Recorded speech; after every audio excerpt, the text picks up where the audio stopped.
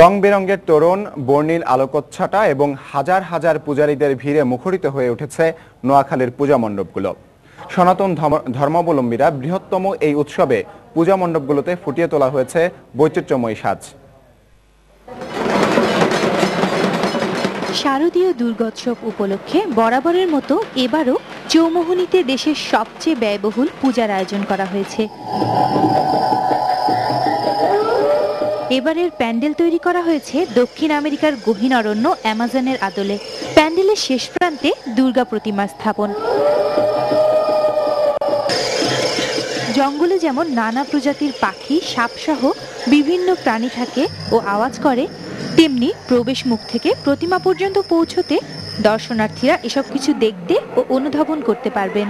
সাড়ম্বরে দুর্গাপূজা অনুষ্ঠিত হতে যাচ্ছে, সেই দুর্গাপূজার আনন্দ ঘরে ঘরে পৌঁছবে এবং সবাই সে আনন্দ উপভোগ করবে।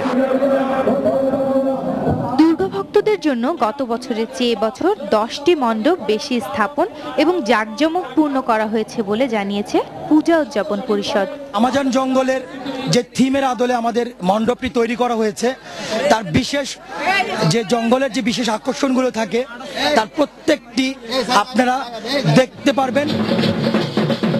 পুলিশ প্রশাসন জানিয়েছে গতবারের চেয়ে এবার নিরাপত্তা ব্যবস্থা জোরদার করা হয়েছে। পুলিশের পাশাপাশি র্যাব থাকবে, আনসার থাকবে, বিশেষ আনসার থাকবে, আমাদের সিনিয়র অফিসারদের নেতৃত্বে গোয়েন্দারা নজরদারি থাকবে। চোখ ধাঁধানো লাইটিং আর অ্যামাজন সাদৃশ্য পূজা মণ্ডপের সৌন্দর্য আকৃষ্ট করছে দূর দূরান্তের দুর্গা ভক্তদের। তাই এই মণ্ডপে একবার দেবীর দর্শন পেতেও ক্লান্তি নেই তাদের।